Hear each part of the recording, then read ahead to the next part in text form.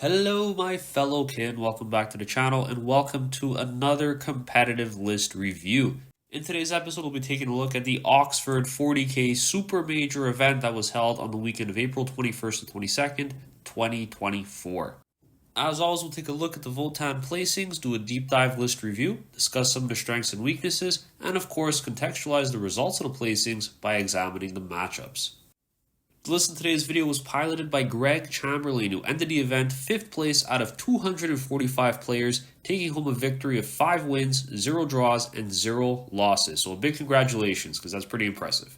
Matchups included Votann at 92 versus Blood Angels at 56, Votann 62 to Grey Knights at 50, Votann 98 versus Adeptus Custodes at 69, Votann 86 versus Iron Storm Space Marines at 65, and lastly Votann at 84 to Space Wolves at 70.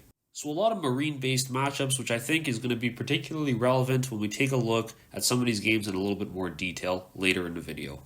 But as always, before we go any further, I want to give a quick shout out to our community Discord, where you can join free of charge by following the link down in the description below. Come talk tactics, competitive lists, and show us some of your hobby posts. You may even get them featured on the channel, as we see here with this beautifully painted squadron of Ironeer Hearthguard, painted by one of our fellow Discord members, Stella Custos. So if you want to join a growing community of like-minded kin and get your minis featured in my videos, please don't forget to subscribe to the channel and join our Discord server using the link in the description below. Taking a quick overhead glance at this list, you may immediately recognize that there really isn't all that much in the actual list. It's quite small, and I was surprised to fit it all on my screen without having to crop anything down. What we have here is an exceptionally elite army comprised predominantly of Ironeer Hearthguard, which is actually an interesting shift away from some of our other choices that we typically see in this meta, like Sagittars or smaller squads of Hearthguard. It's actually quite uncommon to see more than, I would say, 15 to 20 taken in a list, and here we have 25. So starting things off, we have a Cal taking the enhancement Grim Demeanor. This Cal has your standard loadout of Vulcanite Disintegrator with a Mass Gauntlet, and they're taking Rampart Crest, which of course provides the unit with a 5-up invulnerable save. The Cal will be leading a unit of 10 Ironeer Hearthguard, and now there are 3 squads of Ironeer Hearthguard, but only 2 of them have 10, and I think it's safe to assume that the Cal with Grim Demeanor is going to be accompanying the big 10-man brick that has the Concussion Hammer on the Hesir, Vulcanites, Concussion Gauntlets, and Teleport Crest. The reason being for this first squad at the top, well, the Cal doesn't natively provide the ability to Deep Strike if he's not taking Teleport Crest himself, and so by attaching him to the Hearthguard unit here, it just makes logical sense that he would go with the squad that provides him with the ability to come down from Deep Strike.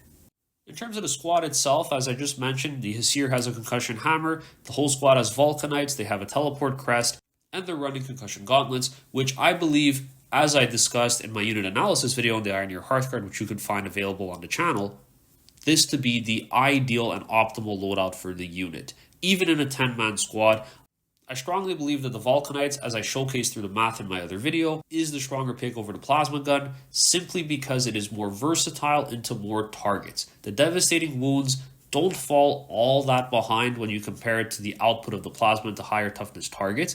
And I think with the inclusion of a Cal, which you may at first think is anti-synergistic because it pulls away from that available dice pool for devastating wounds when you get lethal hits that avoid the dice roll altogether for wound rolls, is actually incorrect, and it does contribute to their output damage. It does reduce the overall devastating wound portion by a little bit, but that doesn't matter all that much when we're actually able to bypass the wound roll altogether thanks to the lethal hits from the Cal.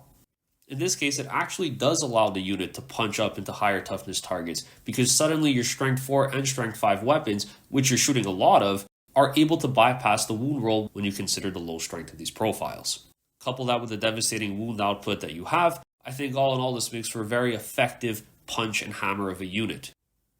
Lastly, for the Cal here, he's running Grim Demeanor, as I mentioned, and this allows the unit to bypass any modifiers to their profile and characteristics. This is huge, as it essentially just helps reinforce the squad's ability, coming in at over 320 points, to deliver their full potential to their target. The next character we have is an Ironeer Champion, and this Ironeer Champion is running the enhancement of Wayfarer's Grace. So on a 2+, the bearer gets back up onto the battlefield 1 time per game. And so this guy is running a Mass Hammer, and he's taking the Weaver Field for the 4+ invulnerable save. Through process of elimination, it is safe to assume that the Wayfarer Grace Ioneer champion is going to be accompanying the smaller 5-man squad of Hearthguard, who are also running the teleport crest. And I will fast forward a little bit here just to show some supporting evidence, because the third Ioneer champion that is in this list has a teleport crest on and is going to be accompanying a 10-man squad that has Weaverfield. So because of this, each squad has the flexibility of going into Deep Strike or starting on the table. So for this second Ioneer champion who has Wayfarer's Grace and the Mass Hammer, he's accompanied by the 5 Ioneer Hearthguard squad with the teleport crest. So these guys, again, his here is running a hammer. They all have Volcanites and they're all running concussion gauntlets, which is the optimal loadout in my opinion. It's a cute little squad. It has the ability to go into Deep Strike through a teleport crest or potentially start inside of a land fort if need be, providing you with the ability to get reroll wounds, which is pretty huge when you consider the devastating wound fishing ability. Now, my first little bit of potential criticism will come at this point here, where I personally think it'd be more effective to run Grim Demeanor on the E-Champ who has the Mass Hammer than the Cal who is just running his Mass Gauntlet. The reason for this is that because you're not running a Plasma squad of Hearthguard, you aren't really concerned with something affecting the damage characteristic of your weapons, because all of them are just damage 1 in terms of ranged output. For melee, it's the same. Whether you're equipped with Plasma or Volcanites, your melee output is always the same. So if we're just focusing on ranged, it doesn't actually do all that much to even have Grim Demeanor affect these ranged weapons. But obviously we do care about the stat line being affected, and we care about the melee output being impacted as well. So we always take Grim Demeanor in this case because it just allows us to be more effective. I do think that Grim Demeanor would probably be a better fit on this Ioneer champion with the Mass Hammer, because when we consider that the ranged weapons and the output is unaffected by this enhancement, it just logically makes more sense to bake it into the more damaging melee output instead. There's no incongruous interaction I could think of by having the Cal not have Grim Demeanor attached to him, because he doesn't actually do anything that is reliant on him having access to this enhancement. For example, the lethal hits are unimpacted by this. So I think if you have the Grim Demeanor enhancement and you put it on the Ioneer champion instead, in this particular list, I actually think that's a slightly more optimal approach, because now you basically guarantee that if you're attacking something that potentially halves damage, you simply ignore it and your Mass Hammer has the potential to connect and strike for significantly more. Now conversely, the only other argument I could think of as to why Grim Demeanor was put on this Cal instead of the Ioneer champion is because the pilot wanted to bring Wayfarer's Grace for this Ioneer champion attached to the 5-man squad for a different purpose. In this instance, the pilot might be going for something that's a little bit more of a beat stick, something really annoying to take down that gets back up on a 2+ once per game, and then comes back in with a Mass Hammer, probably going for units in the opponent's list that doesn't necessarily have abilities that impact your characteristics. And I think that makes a lot of sense when you consider that he's attached to the 5-man Hearthguard squad. It's a lot smaller, and because of that, it doesn't trade as well into something that might be a slightly bigger threat that you want to commit your 10-man Hearthguard brick to instead. And so because of this, you have this smaller skirmishing unit, being the Ioneer champion with Wayfarer's Grace to get back up, and you have your 5 Ioneer Hearthguard. So you get a little bit extra value out of the unit, because you basically have to kill the champion twice. This can make the much smaller unit act as a much larger threat. Another consideration is that because we don't care about Grim Demeanor impacting the ranged weapon output, or damage characteristic more specifically I should say, it might be overkill to have the Ioneer champion equipped with the Mass Hammer be the one to take Wayfarer's Grace. Because it's a 10-man brick, the chances of you needing the Ioneer champion's damage in melee is probably significantly lower than if you were running a 5-man squad. Because of this, I can understand you want to distribute some of that threat to different areas of your list. In this case, putting the threat in the smaller 5-man unit, which also makes it a more appealing target, and an equivalent threat for your opponent when he has to consider which unit to fire at. Now the last character in this list is a second Ioneer champion taking Appraising Glare. Appraising Glare is a pretty effective enhancement to take on our list, because it just universally increases the output of all of our units when you're able to hit on 3s versus 4s for something on a target objective. This, in combination with the Cal's native ability to provide a judgment token to something it has visibility on, when you consider that this is coming down with a 10-man squad, means you could pretty reliably get something to instantly pop up to 2 judgment tokens on your turn if they're going to be in the thick of it, such as an objective in the center of the table.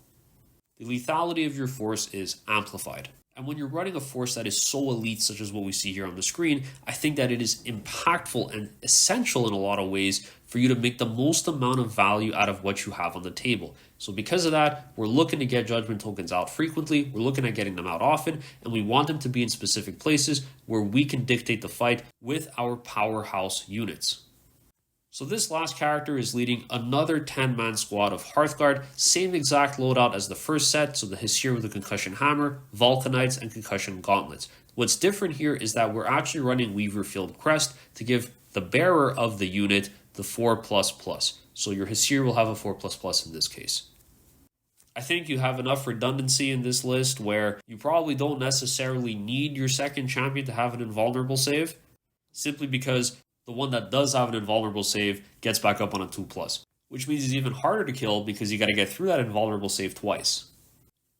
For this squad of 10-man Hearthguard, I think because it's 10, you probably just want to have the Weaverfield Crest initially in the squad so you could start soaking those high AP shots on one model before you have to chew through the entire squad to get to the character at the end who's alive and trying to save. At that point, it's probably not even worth taking the 4++ on your character, because if you lose the entire squad to fire, what's the point of even having that one guy alive? If something could chew through 10 of your Hearthguard, they'll probably kill the character with ease, and at that point, I would much rather prefer, and I think the pilot as well, to have that extra survivability front-loaded on the squad instead.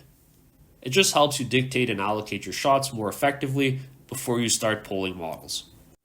Moving along, we have a squad of 10 Hearthkin Warriors, the Humble Warriors, some of my favorite units in the game. I just released a unit analysis video on them, so check that out if you're curious. We do see one of the builds I spoke about in this list being the selection of 3 kin melee weapons. This actually does allow you to have a little bit of extra punch, funny enough, into things that fit the profile of a Marine body, which might have had an impact in some of these matchups.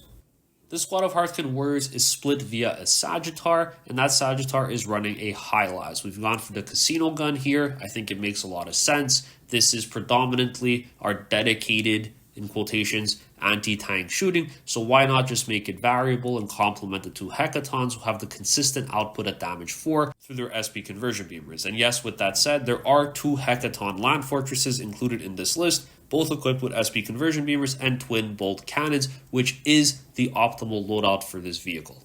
Now, these are probably going to be running empty, which is something I have been seeing. I guess a lot of people are using the land fort as just this basis for a movable vehicle that has anti-fire as a distraction Carnifex and is pretty solid in terms of durability. So why not just have this in your list to run around, soak hits, and try to score primary for you by sitting on objectives? Not a bad idea at all. I personally prefer running something inside. I feel like I get a little bit more value out of it, and it just acts as a really nice delivery mechanism for my units. I think that with the inclusion of a 5-man Iron Hearthguard squad and the champion that accompanies him, it could flexibly go into one of these land forts if the pilot needs to in a particular matchup, or you can opt to just bring them in deep strike. You have that flexibility with the teleport crest. Last but not least, we have the inclusion of 3 3-man Pioneers, which are standard loadout with the Hylas, Scanner, and Searchlight. I am really happy to see 3 squads of 3 included in this list. I think that this is what helps pull the entire concept together in terms of ability to score secondaries when you've committed so heavily on the elite side and focus on dominating primary. You need something that you could reliably use that is quick, that is cheap, and effective at getting to different places on the table and doing things that score you points. I say that I think it's particularly helpful in this list design, and that's because we're so light on Sagittars. There's only one, which I actually don't think we've ever seen in any of these list reviews so far. The inclusion of just one Sagittar means we've decided to trade off some of that mobility to fit, in my opinion, more damage in the list. Factoring in that consideration, it makes sense to take 3 squads of 3 Pioneers because this fills the role that we're missing. It allows you to get across the table and get points. Now, in terms of strengths, I mentioned this a few times, but the list is an absolute powerhouse. It is strong, it is durable, and it has a ton of output for being so elite. Because of this, it facilitates dominating early and dominating for the longevity of the game on primary. You're able to reliably sit on an objective, kill anything that comes at you, and hold it for the whole game.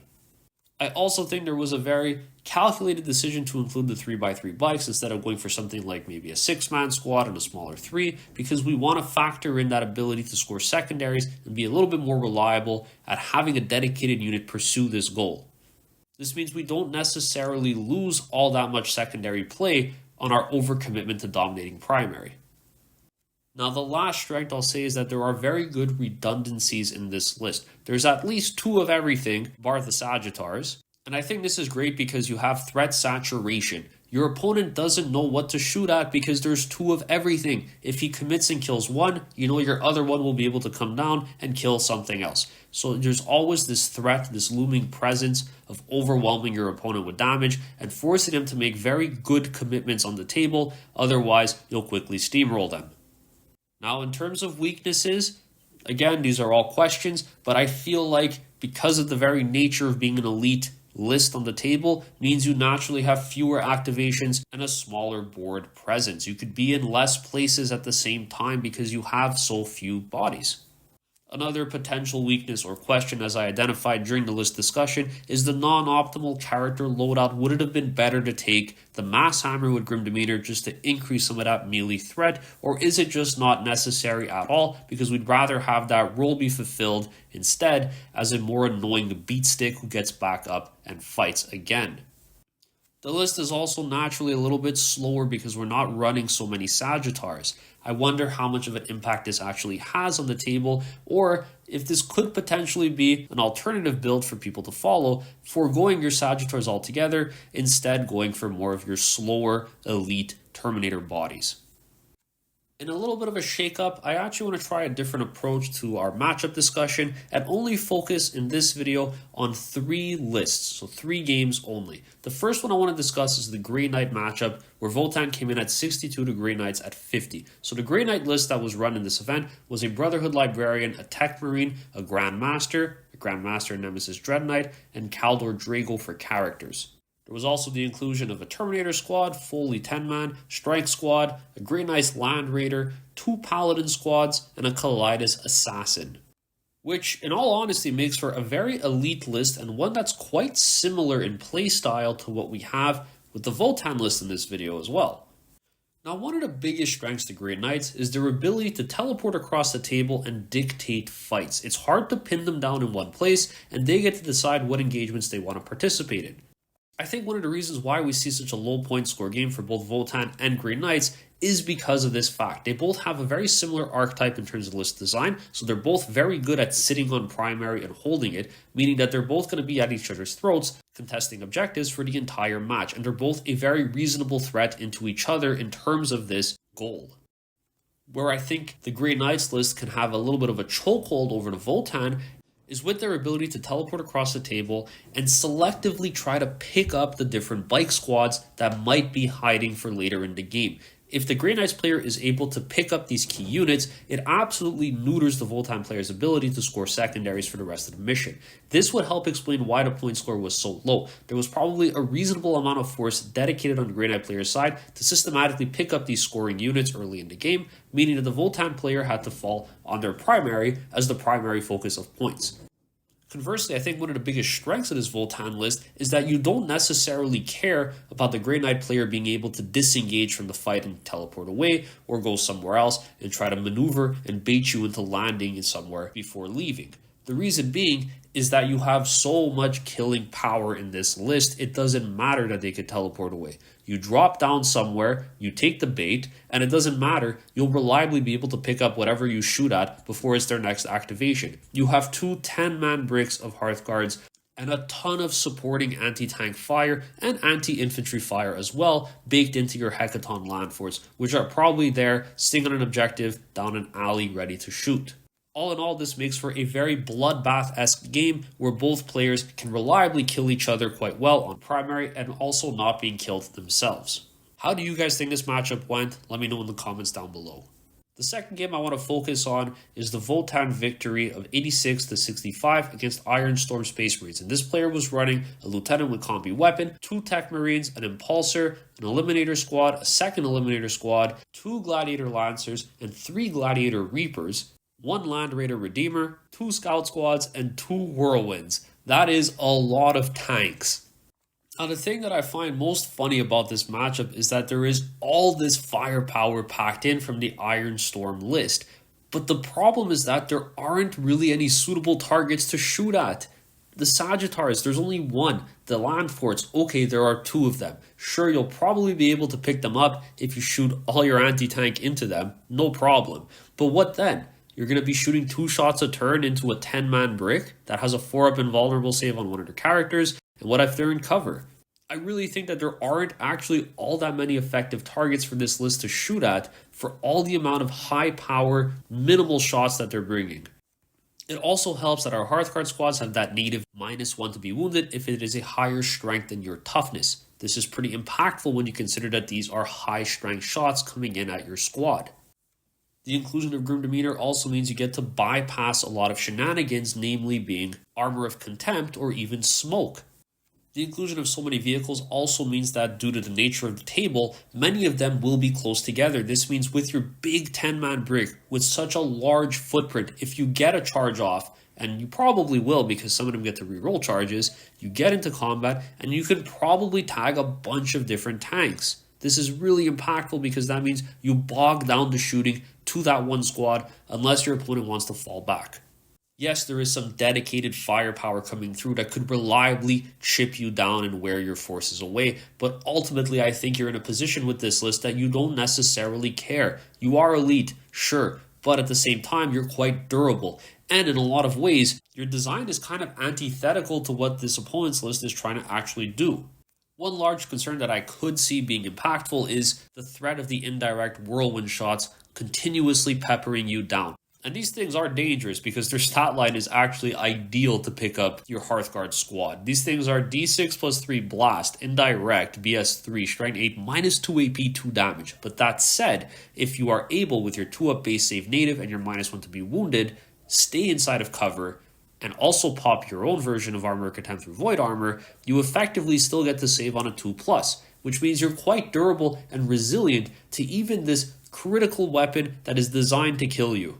I would love to learn a little bit more about how this game went in terms of deployment and in terms of aggression used by the pilot of this list. Was it better to play cagey and try to systematically eliminate some of those anti-infantry threats like the Flamers? Or did he go super aggressive early on, try to get into his enemy's deployment zone and just pin him down? Let me know what you guys think in the comments below.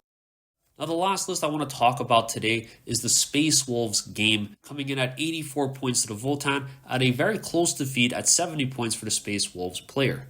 Now, in full transparency, I don't have a ton of experience with Space Wolves. I actually haven't had any games with them this edition yet. But from what I see here on the list, I can infer that it is an exceptionally fast army when you consider the Thunderwolf Cavalry, Wolfen, tanks, and jump pack intercessors. This means that they're quite effective at getting into combat and killing whatever they touch, particularly elite infantry.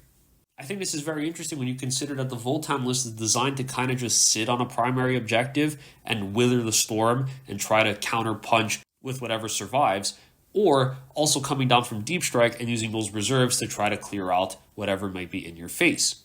So I think what this game ultimately looked like is very tactical and very close trades happening where the Space Wolves player got to dictate in a lot of cases where the fights happen based on what units he decided to push forward, and the Votann player got to respond accordingly by bringing down his dedicated units for this role. When you consider the amount of anti-infantry firepower that a squad of 10 Hearthguard brings to the table, I think without a doubt, if you're able to survive that initial punch, you'll reliably be able to pick up whatever came at you, without any problem at all, especially if you pop sustained hits too on the squad. So I'm inclined to believe that this game ultimately came down to careful resource allocation and knowing when to commit or overcommit your units to a fight. Again, I would love to learn a little bit more about how you guys thought this went down, so let me know in the comments below. I want to give a huge congratulations to Greg for such a terrific placement at this incredibly large event and for taking a new list that we really haven't seen before. I love this elite archetype and I'm so glad to see so many Hearthguard make it to the top table at a super major nonetheless. As always, a big thank you for watching. Please, if you enjoy this kind of content, don't forget to like, leave a comment down below, and subscribe to the channel. It really does mean a lot and help me out. Feel free to join our Discord server using the link down in the description below, free of charge, and join in on all things Votann related. As always, thank you guys so much for watching, and I'll catch you all in the next one.